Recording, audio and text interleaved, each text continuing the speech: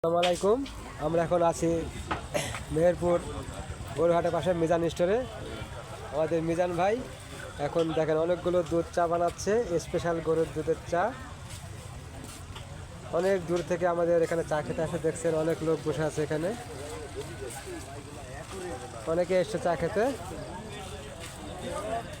Special গরুর দুধের চা, এই যে দেখছেন স্পেশাল গরুর দুধের চা। এবং এখানে গরুর দুধের উন্নত মানের ঘি পাওয়া যায়। যারা ঘি নিতে চান আমাদের মিজান ভাইয়ের সাথে যোগাযোগ করবেন, ঠিক আছে?